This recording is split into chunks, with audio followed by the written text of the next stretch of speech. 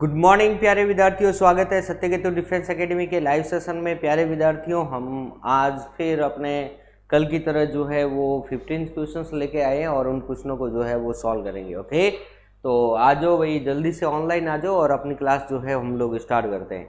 आज का पहला क्वेश्चन जो है वो स्क्रीन बोर्ड पर आपको दिखाई दे रहा है। पहला क्वेश्चन अपने स्क्रीन बोर्ड पर कुछ इस प्रकार से है कि प्राकृतिक वर्ण सिद्धांत जो है वो किसका है। मेरे प्यारे विद्यार्थी, इस क्वेश्चन को हम लोग जो है बहुत बार कर चुके हैं, तो इस क्वेश्चन को जो है वो अब गलत नहीं बताना है, सही आंसर बताना है, बराबर ना। हालांकि हम लोग जितने भी सारे क्वेश्चंस बनते हैं वो सारे क्वेश्चन हम लोग पढ़ चुके हैं। ये सारे क्वेश्चन जो है अपन वापस ये समझो कि अपना एक बार वापस सिलेबस हो रहा है, बराबर ना, रिपीट कर रहे हैं, बराबर। ओके, तो पहला क्वेश्चन है प्राकृतिक वर्ण सिद्धांत किसका है।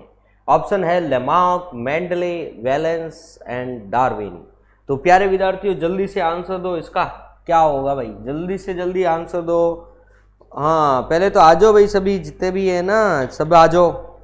ओके, सुरेश, राम राम। ओके, पूरन सिंह भाटी, अनिल, रितेश राज। ओके भाई, ओके चलो ठीक है। सौरभ नेगी, ठीक है भाई। ओके चलो, सौरभ नेगी। जय हिंद। मोती सिंह, देवी सिंह राठौड़, पलक खोड। चलो भाई, तो भाई पहले क्वेश्चंस का आंसर जो है वो अनिल ने दे दिया है, और सबसे पहले दिया है पूरन सिंह ने दिया है, उसके बाद अनिल ने दिया है, फिर रितेश, फिर सौरभ, फिर देवी सिंह, MS चौधरी, सुरेश, मोती सिंह सिसोदिया। जय हिंद, आप सभी को मेरा जय हिंद। चलो, तो पहले क्वेश्चंस का आंसर दो भाई। सभी ने आंसर दिया है, डी आंसर दिया है, डार्विन। बहुत अच्छा प्यारे विद्यार्थियों, यही तो है नेचुरल सिलेक्शन, यानी प्राकृतिक वर्ण।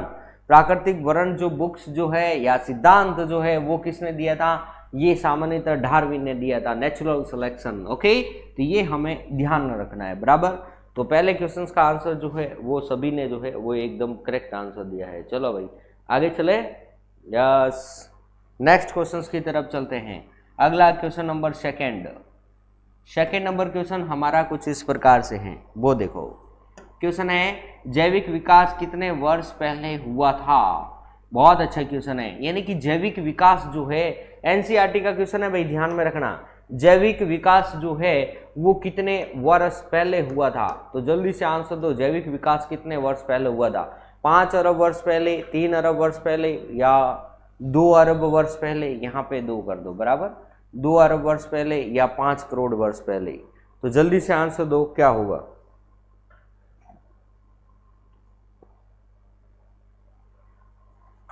जल्दी से आंसर दो भाई, क्या होगा। ओके, दूसरे में ए आंसर आ रहा है, बहुत अच्छा। किशन सिंह का सबसे पहले, फिर MS चौधरी। अरे MS चौधरी डी आंसर दे रहा है भाई, क्या दे रहा है, डी आंसर दे रहा है, 5 करोड़ वर्ष पहले। ओके, एक का आंसर आ रहा है 5 अरब वर्ष पहले, दूसरे का आंसर आ रहा है 5 करोड़ वर्ष पहले। तो भाई किशन सिंह 5 अरब नहीं होगा राजा, 5 अरब तो बहुत ज्यादा हो जाते हैं, 5 करोड़ वर्ष पहले होगा, बराबर ना। यानी कि ऑप्शन नंबर डी जो है हमारा बिल्कुल करेक्ट आंसर है। 5 करोड़ वर्ष पहले जो है वो जैविक विकास होता है, हुआ था, ऐसा माना जाता है। अपने एनसीईआरटी बुकों में भी ऐसे ही माना जाता है कि जैविक विकास जो है वो सामान्यतः 5 करोड़ वर्ष पहले हुआ था, बराबर। चलो ठीक है, आगे चले भाई, नेक्स्ट क्वेश्चन की तरफ चलते हैं। अगला हमारा क्वेश्चन कुछ इस प्रकार से है, क्वेश्चन नंबर 3। उत्परिवर्तन का सिद्धांत प्रतिपादित किया था। उत्परिवर्तन का सिद्धांत किसने दिया था। बहुत अच्छा क्वेश्चन है, जल्दी से आंसर दो। हेक्सले, डार्विन, डीब्रीज एंड लेमार्क। भाई सबसे सिंपल क्वेश्चन है ये, बराबर ना, कि भाई उत्परिवर्तन का सिद्धांत किसने दिया था। उत्परिवर्तन क्या होता है मेरे प्यारे विद्यार्थी, उत्परिवर्तन होता है जीन के कर्म में परिवर्तन। जीन के कर्म में परिवर्तन को ही हम लोग क्या कहते हैं, उत्परिवर्तन कहते हैं, बराबर ना। ओके, तो ये किसने बताया था हमें, तो ये हमें किसने बताया था, हेक्सले ने बताया, डार्विन ने बताया, डी ब्रीज ने बताया, लेमार्क ने बताया। जल्दी से आंसर दो। ओके, तीसरे का आंसर क्या होगा रे, तीसरे में सी आंसर आ रहा है, बहुत अच्छा। Devi Singh Rathore, okay, Anil, Ritesh Raj, Tej Singh, Indian army Jodhpur, Suresh, MS Chaudhary, Saurabh Negi, बहुत अच्छा। यानी कि तीसरे का सी आंसर आ रहा है, यानी कि डी ब्रिज, यानी कि Hugh D bridge, Hugh D bridge, ये चीज ध्यान में रखना है, बराबर ना। ये किसने दिया था? ह्यूग डी ब्रिज ने जो है वो उत्परिवर्तन के बारे में बताया था, या उत्परिवर्तन का सिद्धांत दिया था। उत्परिवर्तन क्या होता है? जिन के क्रम में परिवर्तन को ही हम लोग उत्परिवर्तन कहते हैं, बराबर। यस, आगे चले भाई, नेक्स्ट क्वेश्चन की तरफ चलो। ठीक है, आज तो सर हैंग सिंपल क्वेश्चन लाया हो भाई, सिंपल क्वेश्चन कदे लाना पड़े, आई तो थे डिमोटिलाइज हो जाओ, बराबर ना भाई। ये लो पहला क्वेश्चन, और चौथा क्वेश्चन देखो, इलेक्ट्रॉन की खोज किसने की?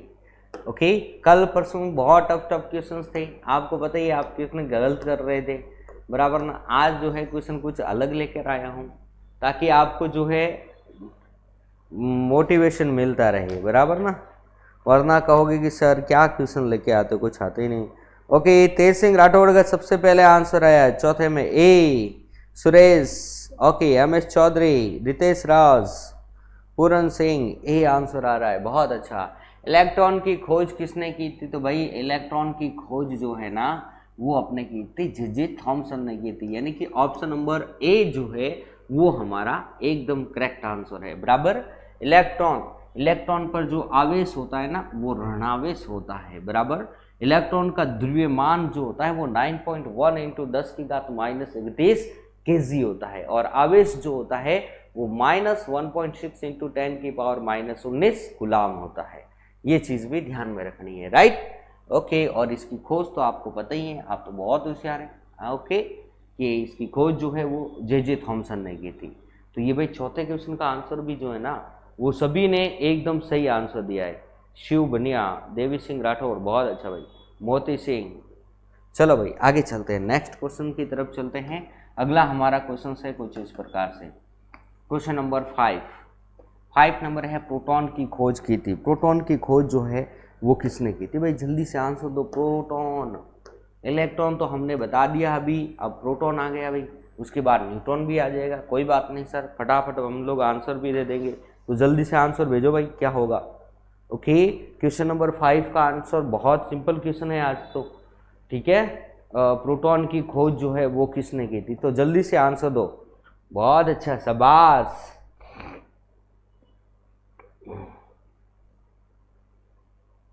ओके, 5वें का ए आंसर आ रहा है, बहुत अच्छा। MS चौधरी, रितेश राज, सौरभ नेगी, तेज सिंह राठौड़, अनिल, मोती सिंह सिसोदिया, पूरन सिंह, इंडियन आर्मी जोधपुर, देवी सिंह राठौड़, पायल, बहुत अच्छा भाई। ओके, यानी 5वें का जो है वो ए आंसर आ रहा है, शाबाश। तो भाई जल्दी से आंसर देते रहो, क्या हो रहा है, शाबाश। तो सभी का आंसर जो है वो करेक्ट आंसर आ रहा है, यानी कि ए आंसर आ रहा है, यानी कि गोल्ड स्टीरेन। ये चीज ध्यान में रखना, बहुत अच्छा है कि प्रोटॉन की खोज जो है वो गोल्ड स्टीरन ने की थी, ये चीज ध्यान में रखना। ओके भाई, एक अपने क्या होता है, एक अपने ट्रिक है, क्या ट्रिक है कि ईंट पर नाच, यह चीज ध्यान में रखना। आ कहीं एक रट्टी रटाई एक परिभाषा है। ई का मतलब होता है इलेक्ट्रॉन, टी का मतलब होता है थॉमसन, यानी इलेक्ट्रॉन की खोज जो है वो थॉमसन ने की थी। अब प का मतलब होता है प्रोटॉन और र का मतलब होता है रदरफोर्ड। तो भाई ये गलत है, ध्यान में रखना, रदरफोर्ड नहीं होता है। आईबास में रदरफोर्ड ने तो परमाणु के नाभिक की खोज की थी, ये चीज ध्यान में रखनी। ये नाभिक जिसमें प्रोटॉन प्लस न्यूट्रॉन दोनों ही होते हैं, इसकी खोज जो है वो किसने की थी? अपने रदरफोर्ड ने की थी, नाभिक की खोज। लेकिन प्रोटॉन की खोज जो है ना वो गोल्ड स्टीरन ने ही की थी, और न्यूट्रॉन की खोज जो है वो चैडविक ने की थी 1932 में। चलो भाई ये तो हो गया है सर, तो आगे चलते हैं, नेक्स्ट क्वेश्चन की तरफ चलेंगे। और अगला हमारा क्वेश्चन जो है वो इस प्रकार से है, क्वेश्चन नंबर 6, न्यूट्रॉन का पता लगाने वाले वैज्ञानिक का नाम। ये लो भाई, प्रोटॉन आ गया, न्यूट्रॉन आ गया सर, अब अभी तो बताया, तो अभी बताया तो क्वेश्चन राइट आंसर दो भाई, क्या होगा। सही तरीके से सुना है तब तो राइट आंसर दे दोगे, वरना गलत आंसर तो है ही आपका, बराबर। और मुझे पता है सारे स्टूडेंट जो है इस क्वेश्चन का आंसर हमेशा राइट आंसर ही देंगे। तो भाई जल्दी से आंसर भेजो, क्या होगा। सिंपल क्वेश्चन है भाई, अभी अभी मैंने बताया है, प्रोटॉन प्लस न्यूट्रॉन, इलेक्ट्रॉन की खोज जे थॉमसन ने की, प्रोटॉन की खोज गोल्डस्टीन ने की, और न्यूट्रॉन की खोज किसने की थी? यस, बहुत अच्छा, सभी का ये आंसर 6 में। सर आप जो कल वाले क्वेश्चन करवाए थे वो आर्मी में आए हुए थे क्या? हाँ भाई, अरुण चौधरी आए हुए थे, क्या करना है, ठीक है ना, सारे क्वेश्चन आपसे संबंधित है। नहीं नहीं, ऐसे नहीं है, ठीक है ना, सारे क्वेश्चन तो कहाँ आए हुए, सभी क्वेश्चन नहीं आए हुए, लेकिन आने की संभावना तो हो ही सकती है भाई, ठीक है। ओके चलो भाई, यानी 6 का क्वेश्चन का आंसर भी आप सभी का आ गया है भाई, क्या आया है? ए आंसर आया, बहुत अच्छा भाई, चैडविक, जेम्स चैडविक, बहुत अच्छा। ओके तो भाई न्यूट्रॉन की खोज जो है वो जेम्स चैडविक ने की थी सन 1932 में की थी, 1932। ओके, ये भी चीज जो है वो ध्यान में रखनी है, बराबर ना। 1932 में जेम्स चैडविक ने जो है वो न्यूट्रॉन की खोज की थी, और आपको पता ही होगा कि यहाँ से अपने ये नाभिक होता है, और इस नाभिक में प्रोटॉन प्लस न्यूट्रॉन होता है, और इसके चारों तरफ एक निश्चित कक्षा में इलेक्ट्रॉन जो होता है वो एक निश्चित कक्षा में गति करता है नाभिक के चारों तरफ। ओके, और नाभिक की खोज जो है वो किसने की थी? रदरफोर्ड ने की थी, बराबर ना। चलो भाई आगे चलते हैं, नेक्स्ट क्वेश्चन की तरफ चलते हैं हम लोग, बराबर ना। ओके, एमएस चौधरी चौटन, ईंट पग नाच, बिल्कुल सही भाई, ईंट पग मतलब पैर से नाच ले, बराबर ना। हाँ भाई, आ तो ट्रिक तो बन गई, बहुत शानदार है। अरे आप तो बड़े ही होशियार हो रहे, ट्रिक बनाने में बड़े माहिर हो। चलो भाई नेक्स्ट क्वेश्चन का आंसर भेजो कि ऐसी पद्धति में मूल मात्रकों की संख्या कितनी है भाई? 7, 6, 8 और कोई भी नहीं। बहुत सिंपल क्वेश्चन है, इसको भी मैं कई बार करवा चुका हूं, बराबर ना। तो भाई मूल मात्रकों की संख्या कितनी होती है? जल्दी से आंसर दो, क्या होगा? क्वेश्चन नंबर 7 का आंसर भेजो जल्दी से। बहुत अच्छा, 7 नंबर क्वेश्चन का आंसर दो भाई, क्या होगा? शाबाश, एमएस चौधरी चौटन ने सबसे पहले, फिर तेज सिंह, बहुत अच्छा, Saurabh Negi, okay, Arun Chaudhary, Anil, Suresh, MS Chaudhary, KP Bhati, बहुत अच्छा, तेज सिंह, सुरेश, मोती सिंह, एमएस चौधरी। ओके, 7वें का 7, बहुत अच्छा, 7वें का 7 यानी कि 7, बहुत अच्छा, शाबाश। तो यही तो आंसर है भाई, 7वें पे क्वेश्चन पे डाला है ताकि क्वेश्चन में भी कोई डिफरेंट नहीं आए, बराबर ना। ओके शाबाश। तो भाई आगे चले नेक्स्ट क्वेश्चन की तरफ। ये क्वेश्चन का आंसर तो आप सभी को आ गया, बराबर ना। यानी कि भाई ऐसा ही पद्धति में मूल मात्रकों की संख्या जो होती है वो 7 ही होती है। तो क्वेश्चन नंबर 7 में आंसर क्या होगा? 7, यानी कि ऑप्शन नंबर ए हमारा एकदम करेक्ट आंसर है। चलो भाई आगे चलते हैं, नेक्स्ट क्वेश्चन की तरफ चलते हैं। क्वेश्चन नंबर 8, किस शाखा में अंतरिक्ष यात्रा का अध्ययन किया जाता है? अरे वाह, क्वेश्चन बड़े ही शानदार है, किस शाखा में? तो भाई ये भी क्वेश्चन तो आता है, बहुत सिंपल क्वेश्चन है, परंतु इसमें क्या होता है?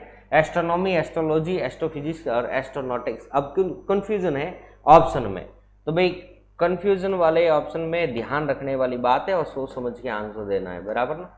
ऐसा ही फेंका फेंकी नहीं करना है।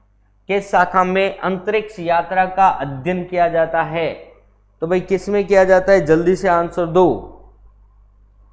अंतरिक्ष। तेज सिंह राठौड़ 8वें में बी आंसर, बहुत अच्छा भाई। पूरन सिंह भाटी ए, सौरभ, रितेश, एमएस चौधरी, उगम सिंह, बहुत अच्छा भाई। जैसलमेर, वेरी गुड, शाबाश, बहुत अच्छा। सौरभ नेगी, मोती सिंह सिसोदिया, बहुत अच्छा भाई। बी आंसर आ रहा है, बराबर ना, किसी का ए किसी का बी, यानी कि एस्ट्रोलॉजी। जो मैंने कहा ना आप लोग कंफ्यूज होंगे, तो भाई ए और बी में आप लोगों को कंफ्यूज हो रहा है। तो मेरे प्यारे विद्यार्थियों ध्यान में रखना, नौवीं एस्ट्रोनॉमी, इस एस्ट्रोनॉमी में हम लोग जो है ना वो अपनी अंतरिक्ष यात्रा का अध्ययन करते हैं, ये चीज ध्यान में रखना।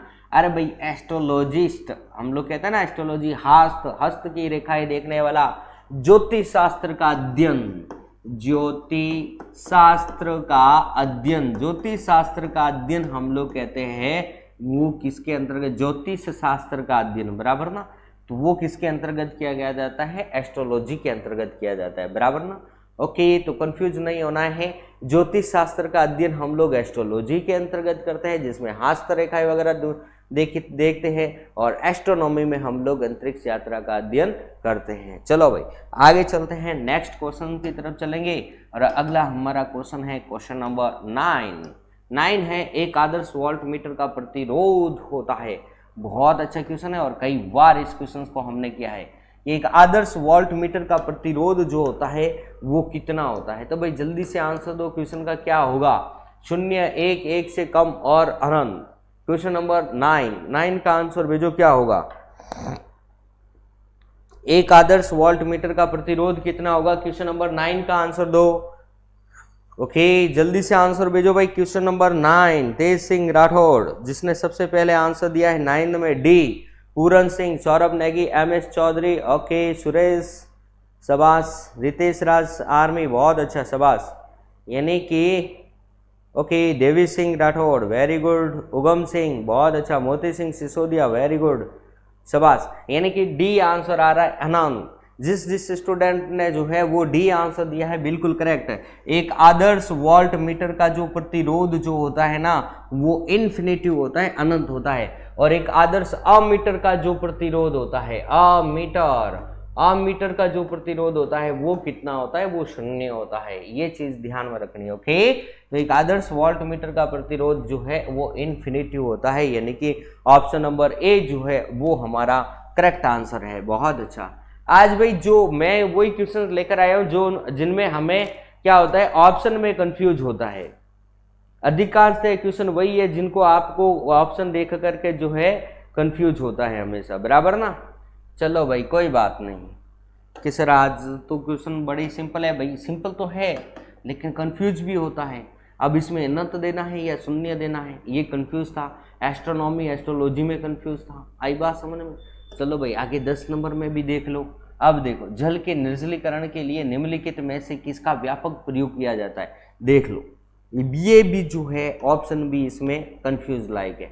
निर्जलीकरण का मतलब पता है तब तो आप बिल्कुल सही कर लोगे, नहीं पता है तो आप किस्म में थोड़ा अटक जाओगे। यानी जल के निर्जलीकरण के लिए, शुद्धिकरण के लिए निम्नलिखित में से किसका व्यापक प्रयोग किया जाता है, ब्लीचिंग पाउडर, फिटकरी, बोरेक्स पाउडर या सोडा वाटर। तो जल सोडा पाउडर। जल्दी से आंसर दो क्वेश्चन नंबर 10।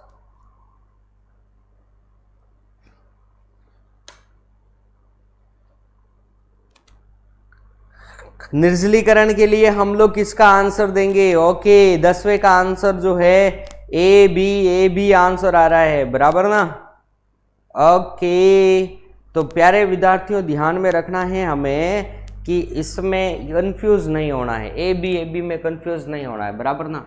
ध्यान में रखना है कि भाई ब्लीचिंग पाउडर जो होता है ना वो उसका उपयोग हम लोग निर्जलीकरण में करते हैं, बराबर ना। फिटकरी और इसका उपयोग हम लोग जो है फिटकरी, क्लोरीन, ये चीज़ ओके, Cl क्लोरीन फिटकरी, और हम लोग पोटेशियम परमैंगनेट यानी कि KMnO4 इस लाल दवा, इसका उपयोग हम लोग पानी के शुद्धिकरण की, ये रासायनिक विधि है, ये चीज़ ध्यान में रखना। रासायनिक विधि अपने एग्जाम में क्वेश्चन आता है कि पानी के शुद्धिकरण की रासायनिक विधि कौन सी है, तो ये 3 है, और निर्जलीकरण जो है वो ब्लीचिंग पाउडर से किया जाता है। ब्लीचिंग पाउडर का फॉर्मूला क्या होता है भाई, CaOCl2 कैल्शियम ऑक्सी क्लोराइड, बराबर। यस, आगे चले हम लोग नेक्स्ट क्वेश्चन की तरफ चलते हैं। अगला हमारा क्वेश्चन इस प्रकार से, क्वेश्चन नंबर 11, LPG सिलेंडर में दाब के अंतर्गत द्रव रूप में मुख्यतः गैसों के किस मिश्रण को भरा जाता है। लो भाई, अब इस क्वेश्चन में तो कंफ्यूज होना ही नहीं चाहिए, बराबर ना, बहुत सिंपल है। ओके, मैंने CNG और ये LPG दोनों का मिला जुला किया है इसलिए, बराबर ना। चलो भाई आगे चलते हैं। नेक्स्ट क्वेश्चन अपना 11वां जो है, इसका आंसर दो। क्या होगा भाई, मीथेन इथेन होगा कि इथेन हेक्सेन होगा, प्रोपेन ब्यूटेन होगा या हेक्सेन ऑक्टेन होगा। जल्दी से आंसर दो क्वेश्चन नंबर 11।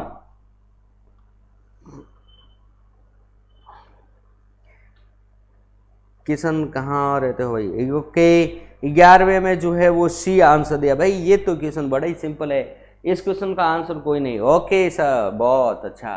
प्रोपेन और ब्यूटेन, पी एंड बी, बहुत अच्छा। यानी कि प्रोपेन और ब्यूटेन का उपयोग हम लोग एलपीजी के अंतर्गत करते हैं, लिक्विफाइड पेट्रोलियम गैस।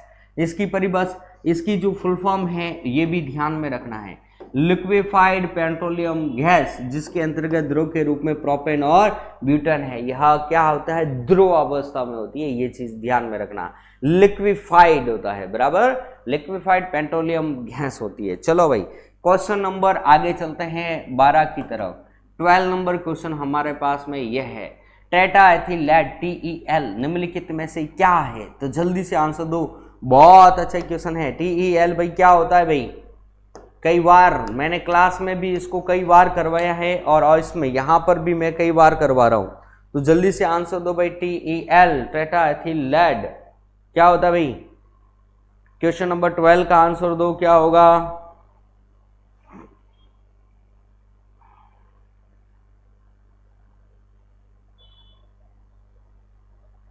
बहुत अच्छा, शाबाश, डी आंसर आ रहा है, वेरी गुड। 12 में डी, यस। तो सबको पता है भाई, अपस्फोट रोधी यौगिक पदार्थ है, अपस्फोट रोधी पदार्थ है ये TEL टेट्रा एथिलेट। आई बात समझ में ना? यानी कि अपस्फोट को रोकने के लिए, अपस्फोट क्या होता है, कोई भी फ्यूल्स जो होता है वो समय से पूर्व फट जाता है, तो उस अपस्फोट को रोकने के लिए हम लोग अपस्फोट रोधी पदार्थ मिलाते हैं, और यह अपस्फोट रोधी पदार्थ कौन सा होता है? TEL। ओके, इसीलिए तो मोटर वाहन के धुएं में आपको पता है कि अपने पेट्रोल में भी ये डाला हुआ होता है TEL टेट्रा एथिलेट अपस्फोट रोधी पदार्थ, और इसी लेड यानी सीसा के कारण जो है वो कैंसर होने की संभावना भी रहती है, बराबर। चलो भाई आगे चलते हैं, नेक्स्ट क्वेश्चन की तरफ चलेंगे। अगला हमारा जो क्वेश्चन है वो इस प्रकार से है, क्वेश्चन नंबर 13। व्यापारिक वैसलीन किससे निकाला जाता है? पादप गोंद से, कॉलतार, या ऊर्ण मोम, या पेट्रोलियम? व्यापारिक जो मोम है ना, वैसलीन, वो किससे निकालते हैं? तो भाई जल्दी से आंसर दो, वो किससे निकालेंगे? व्यापारिक वैसलीन किससे निकाला जाता है? 13 नंबर क्वेश्चन।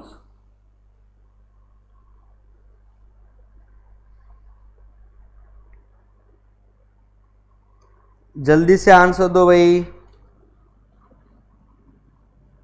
वैसलीन कई बार मैं बता चुका हूं, बराबर ना? व्यापारिक वैसलीन बहुत सिंपल क्वेश्चन है, बराबर। आपको पता होगा कि वैसलीन, मोम, डामर, कुछ याद आया क्या? ओके, कोई बात नहीं। तो भाई ये सारे के सारे आपको पता है पेट्रोलियम पदार्थ हैं। Okay, petroleum. जब हम लोग पेट्रोल का शुद्धिकरण करते हैं प्रभाजी आसवन मेथड के द्वारा, तब अलग अलग टेम्परेचर पे अलग अलग निकलते हैं, जैसे कि मोम है, ओके, डीजल है, डामर है, ये सब पेट्रोलियम उत्पाद है, बराबर ना? नेफ्था है, ये भी चीज ध्यान में रखना, नेफ्था। ओके, वैसलीन ये भी एक तरह का अपना क्या है, पेट्रोलियम उत्पाद है, बराबर। यस, आगे चले, नेक्स्ट क्वेश्चन की तरफ चलते हैं। अगला क्वेश्चन है अपना 14 नंबर, सेकेंड लास्ट क्वेश्चन आज का। प्राकृतिक गैस का मुख्य घटक है मीथेन, इथेन, ब्यूटेन और प्रोपेन। तो भाई जल्दी से आंसर दो, प्राकृतिक गैस में सबसे मुख्य जो है घटक कौन सा है? तो जल्दी से आंसर भेजो भाई, क्या है? आंसर दो भाई। प्राकृतिक घटक का, प्राकृतिक गैस का मुख्य घटक जो है वो कौन सा है? जल्दी से आंसर दो भाई, क्या होगा? ओके, मीथेन, इथेन, ब्यूटेन और प्रोपेन। बहुत सिंपल क्वेश्चन है, बहुत अच्छा। 14 का आंसर ए आ रहा है, वेरी गुड।